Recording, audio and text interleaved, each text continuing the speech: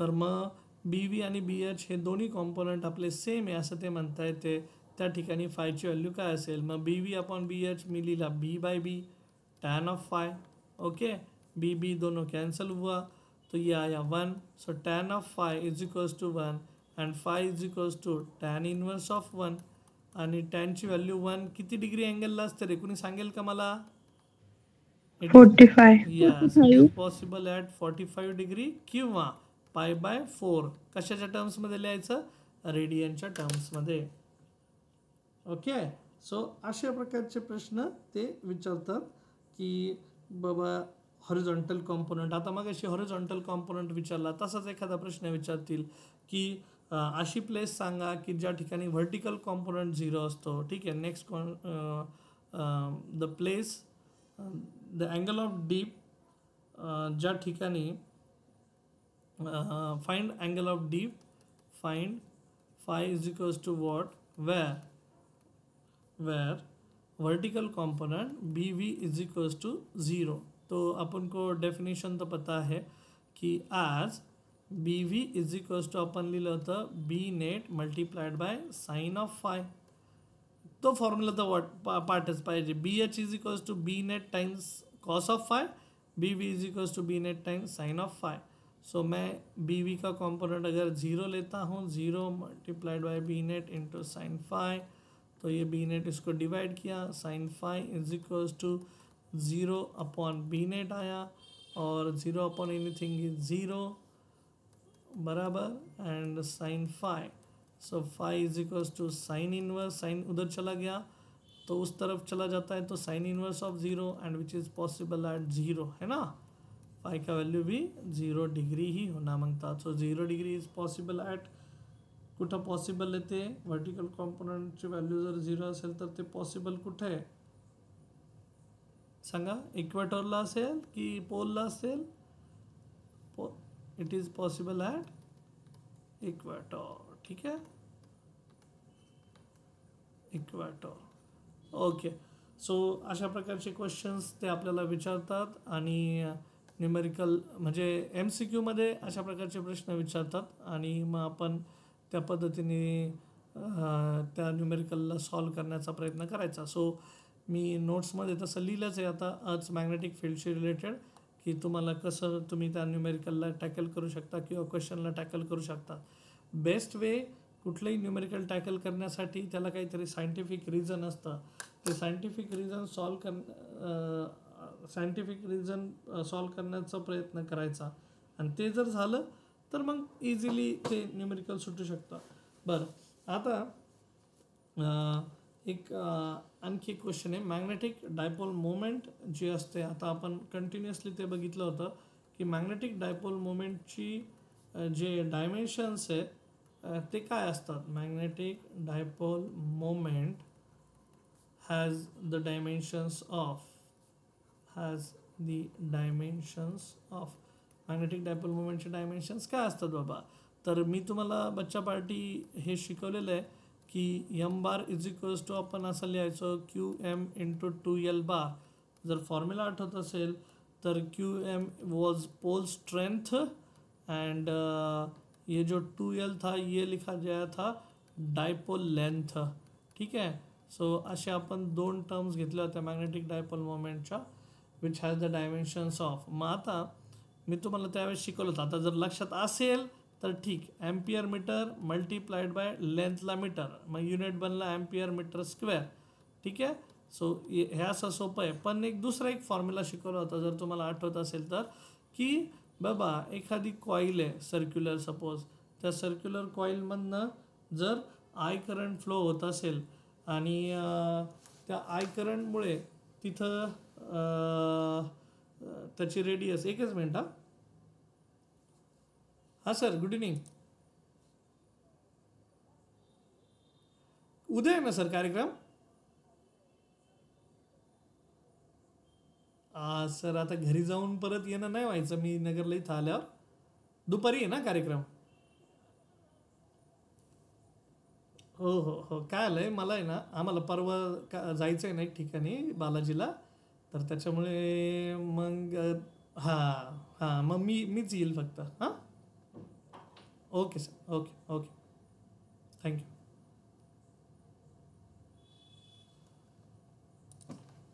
या so current आहे आणि करंटमधनं आपण इथं हा रेडियस कन्सिडर केला होता. तर मॅग्नेटिक डायपोल मोमेंट असं लिहिलं होतं की करंट मल्टिप्लाइड बाय एरिया आणि त्याचे काहीतरी नंबर ऑफ टर्न्स असतील बाबा. तर हे नंबर ऑफ टर्न्स आहे सपोज असले तर बरं का, नसतील तर it's okay.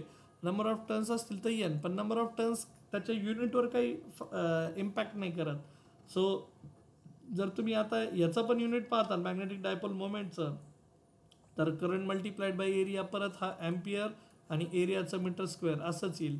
So current multiplied by area will have the dimensions of current multiplied by area will have the dimensions of magnetic dipole moment. ते पण मग आपल्याला आता इथं ह्या केसमध्ये कन्सिडर करावं लागेल.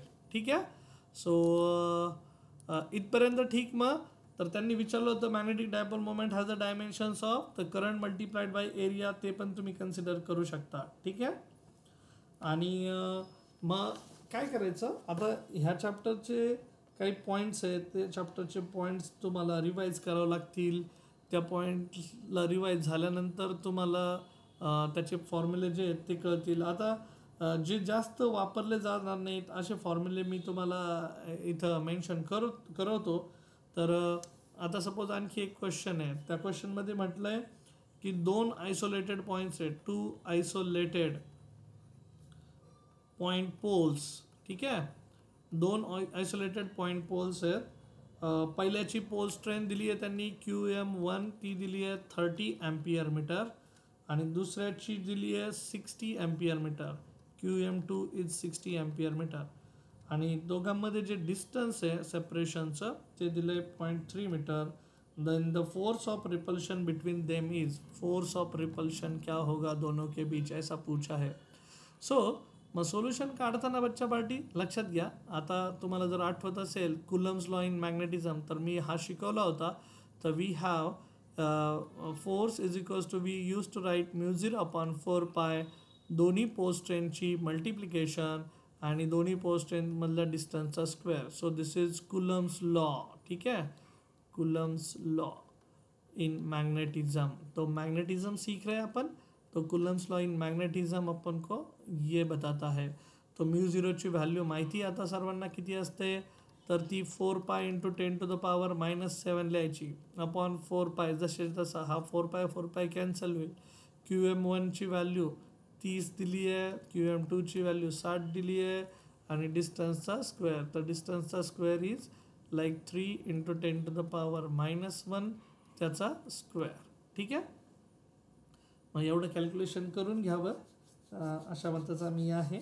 सो ॲन्सर इझिली मिळून जाईल. म्हणजे असं MCQ मध्ये असे प्रश्न छोटे छोटे विचारतात तुम्हाला, जे तुमचे थेरॉटिकल कन्सेप्ट्स किती क्लिअर आहेत हे पण आपलं पाहत असतात. ठीक आहे. देन आणखी एक होता, तर तो रिलेटेड विथ बार मॅग्नेट होता. मग बार मॅग्नेटमध्ये त्यांनी सांगितलं आहे, सपोज असा क्वेश्चन आहे. ठीक आहे. आता क्वेश्चन्स मी तुम्हाला व्हिज्युअलाइज करवण्याचा प्रयत्न करवतो आहे. ते व्हिज्युअलाइज होत आहेत का बघा, कारण व्हिज्युअलाइज झाले तर ते सोडवायला मजा येते. मग आता क्वेश्चन आहे आणखी एक, की आपलं एक पॉईंट आहे, points A and B are situated perpendicular to the axis of 2 centimeter long bar magnet at large distances x and 3x from the center on opposite sides. Okay. So आपला suppose हा बार magnet आहे. ह्या बार मॅग्नेटमध्ये आता 2 pole असतात, south आणि कुठला, north. आणि इथं मी असं कन्सिडर करतो की यातनं इमॅजिनरी लाईन चालली आहे जी ह्या पोलमधनं चालली आहे. आता ते म्हणतात की एक पॉईंट आणि दुसरा पॉईंट हे अपोजिट साईडला लाय करता येते. पहिला पॉईंट सपोज आता हा सेंटर O असेल, तर इथून x अंतरावर एक पॉईंट आहे, त्याचं नाव दिलं A, आणि तिथूनच 3x अंतरावर दुसरा पॉईंट आहे, त्याचं नाव आहे B. ठीक आहे. सो अपोजिट साईडला आहे, म्हणजे हा ह्या बाजूला आहे तर हा ह्या बाजूला आहे. पण हा सगळ्यात महत्त्वाचं, both lies on the equator. ठीक है, perpendicular to the axis. So these are equatorial points. I can say that this is equator, this is magnetic axis.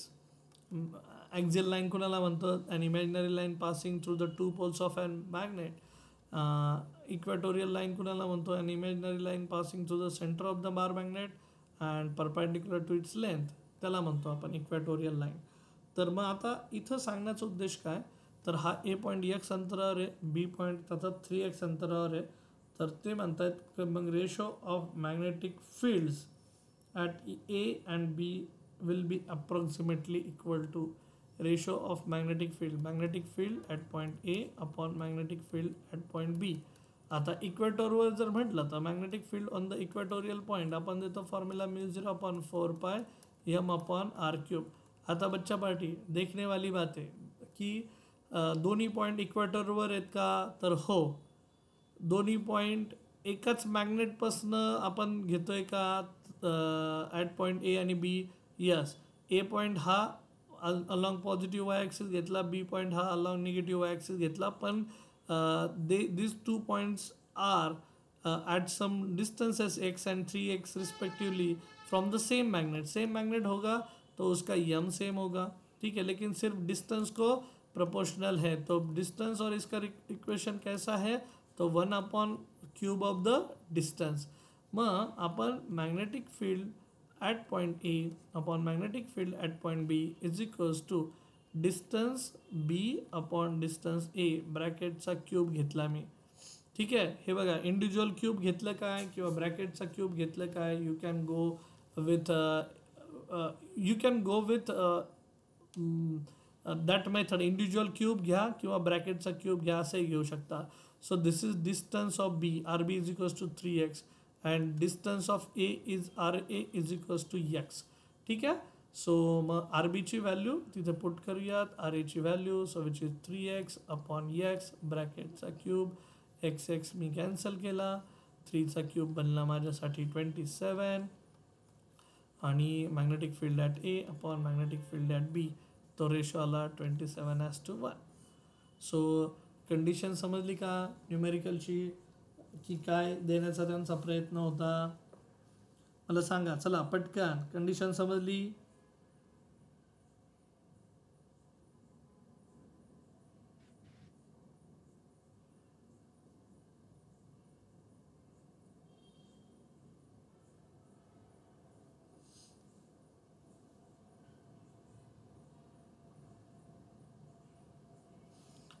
Response येत नाही कुणाचा. आहात ना सर्वजण, माझा आवाज येतोय ना सर्वांना. साक्षी, प्रेम, साक्षी, यस, सिद्धी, तनिष्का, की डायरेक्ट आज न्यूमेरिकल चालू आहे म्हणून डायरेक्ट आता डॉक्टरांना चाललंय पाणी असं काही आहे का. कारण हे बघा, आधी तुम्हाला जो न्यूमेरिकलचा पार्ट आहे ना, म्हणजे MCQ शिकण्याच्या पूर्वी तुम्हाला आहे ना एक मेमरी मॅप दिलेलं आहे. मी एक छोटंसं टेक्निक सांगतो तुम्हाला. तुम्ही काय करा, तुमच्या बुकच्या पेज नंबर 304 या. क्विक रिव्ह्यू म्हणून एक सेक्शन आहे बघा, क्विक रिव्ह्यू आहे का बघा बरं.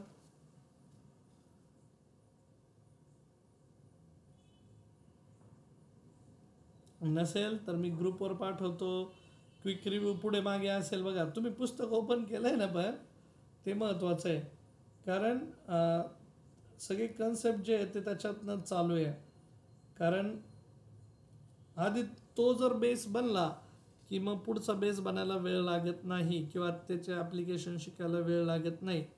ठीक आहे, I am talking about this image. बघा इमेज बघा आणि मला सांगा. मी ग्रुपवर टाकली इमेज. ती इमेज बघा, त्याच्यात काही फॉर्म्युले आहेत जे आपल्याला रिपिटेटिव्हली वापरायचे आहेत. मी ज्या त्या ठिकाणी जो तो कन्सेप्ट ज्यावेळेस घेतला होता ते न्यूमेरिकल घेण्याचा मी प्रयत्न केला आहे, जेणेकरून तुमचा कन्सेप्ट जास्त आणखी क्लिअर होईल. कारण हा चॅप्टर तसा छोटा आहे आणि त्याच्यातले कन्सेप्ट छोटे छोटे आहेत का, पण हा बेस देतो तुम्हाला. कशासाठी बेस देतो, तर उद्या आपण ज्यावेळेस याच्यासाठी जाणार आहोत magnetic materials, magnetic fields due to electric current, पण ते 12वीतले चॅप्टर आहेत ऑब्वियसली. तर त्यावेळेस त्यांच्याकडे ज्यावेळेस जाऊ आपण तर त्यावेळेस निश्चित त्याचा फायदा होतो. आता याच्यानंतर मी आपला 11वीचाच इलेक्ट्रोस्टॅटिक चॅप्टर घेणार आहे, म्हणजे मॅग्नेटिझम, इलेक्ट्रोस्टॅटिक्स. उद्या ज्यावेळेस तुम्हाला तुमचे घटक चाचणीचे पेपर वगैरे येतील तर त्यावेळेस त्याचा नक्की फायदा होईल. कारण इलेक्ट्रिक करंट जर घेतला आहे तर मॅग्नेटिझम झाला आहे, मॅग्नेटिझमच्या आधी मग म्हणजे हे असे टॉपिक आहेत ना ते 12वीमध्ये खूप महत्त्वाचे आहेत. तर मग तो पार्ट कवर करायला मला आवडेल. त्यानंतर मग मी थोडं फिजिक्स म्हणजे ऑप्टिक्सकडे जाईल. ऑप्टिक्स नंतर मग थोडं फिजिक्स 1चे ग्रॅव्हिटेशन वगैरे चॅप्टर्स आहेत. आता तुमच्या मोस्टली परीक्षा त्याच्यावर होऊन गेल्यात, त्याच्यामुळे ते तर चॅप्टर राहणार नाही. मोस्टली तुमचे फिजिक्स 2चेच चॅप्टर असतील. पण हां, ग्रॅव्हिटेशनही माझ्यासाठी तेवढाच महत्त्वाचा आहे, कारण त्याचे कॅल्क्युलेशन्स वगैरे करून दाखवायला मला मजा येत असते. ठीक आहे. सो मग डन विथ दिस बच्चा पार्टी. हे जे न्यूमेरिकल आत्ता सोडवलं आहे ते लक्षात आलं आहे मग. तर व्हॉट डू आय एक्सपेक्ट. ती डाउनलोड केली का, इमेज डाउनलोड केली का, त्याच्यातलं बघा बरं पटकन सर्वांनी. तर त्यातले जे काही फॉर्म्युले आहेत जे तुम्हाला जमता येते ते तुम्ही सॉल्व करण्याचा प्रयत्न करायचा. बरं, आता मॅग्नेटिक डायपोल मोमेंट जो तो पार्ट मी शिकवताना ज्या त्या गोष्टी जिथल्या तिथं घेतल्यात. तर what do I expect from your side की मेमरी मॅप, मॅग्नेटिझममधला जो मेमरी मॅप आहे तो एकदा वाचावा.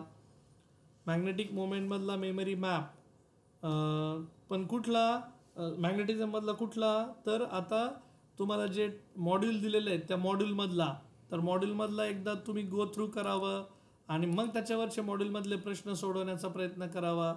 तर ती एक माझ्याकडनं मी तुमच्याकडनं अपेक्षा करतो. तर तेवढं एक करा. कारण मग जसे जसे माझे टॉपिक होतील त्या प्रकारे मी तुम्हाला परत एकदा मागे येऊन रिवाईज करून आपण त्याचे क्वेश्चन्स आन्सर्स घेणार आहेत. पण हां, मॉड्यूल कशासाठी दिलेत मग आता, तर प्रॅक्टिस मॉड्यूल्स आहे. तुम्हाला त्याचे एक्सप्लेनेशन पण दिलेले आहेत मागे.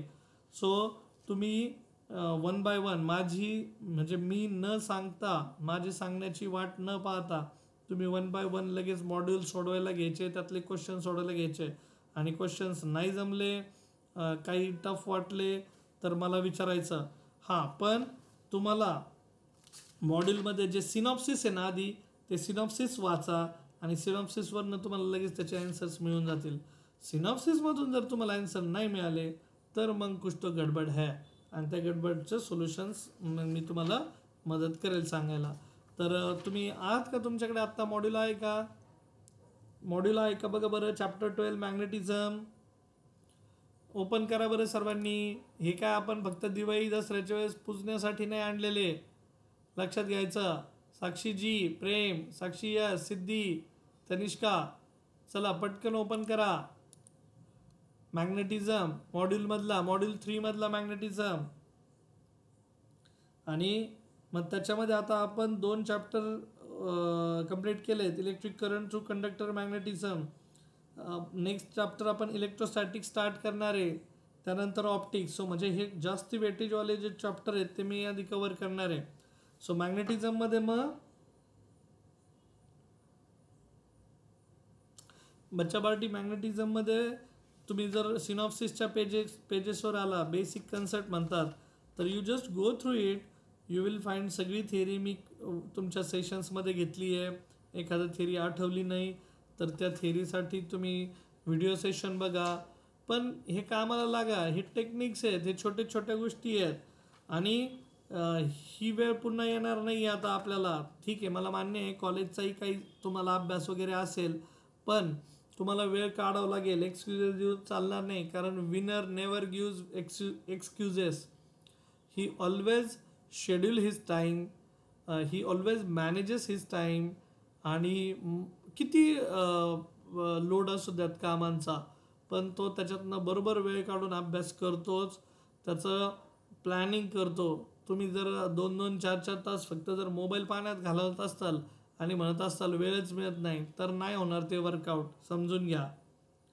सो त्याच्यामुळे सिनॉप्सिसमध्ये जा, सिनॉप्सिसमधले पार्ट बघा. आज मॅग्नेटिक फील्डला काय तुम्हाला घ्यायचं आहे वाचायला ते वाचा आणि मग पुढे जा. आणि काय करायचं, एक एक पार्ट घ्यायचा आणि मग त्या क्वेश्चनच्या आन्सरला तुम्ही जायचं. ठीक आहे. सो तेवढं तुमच्याकडनं अपेक्षित आहे. मग उद्याचा जो आपला पार्ट असेल, म्हणजे उद्याचं जे सेशन असेल, उद्याच्या सेशनमध्ये मी इलेक्ट्रोस्टॅटिक्स घेतो. इलेक्ट्रोस्टॅटिक्समधला famous law, Coulomb's law in electrostatics, Coulomb's law in vector form, तो पण तुम्हाला उद्या मी सांगेल. मी सेशनवर शेअर पण केलं होतं मला वाटतं ग्रुपवर, Coulomb's law in vector form. So यूट्यूबवर माझा तो सर्च रिझल्ट पण आहे, 5-6 वर्षापूर्वी मी टाकलेलं. सो ऑलमोस्ट 78K व्ह्यूज आहे त्याला. पण see somehow I could not go on with my YouTube channel. त्यावेळेस एक्सक्युजेस म्हणा किंवा रिस्पॉन्सिबिलिटीज म्हणा, पण the picture would have been different if मी ते जर कंटिन्यू केलं असतं तर. पण लिमिटेशन्स येतात प्रत्येक माणसाला प्रत्येक वेळी. पण now I want to become make myself free from the rest of the responsibilities. आणि परत एकदा ते यूट्यूबकडे जायचं आहे. आणि थोडीशी सुरुवात केली पण आहे ऑनलाईनमध्ये, परत एकदा जम्प केलं आहे आपण. तर याचं चित्र तुम्हाला मोठं पाहायला मिळेल निश्चितच भविष्यात पण.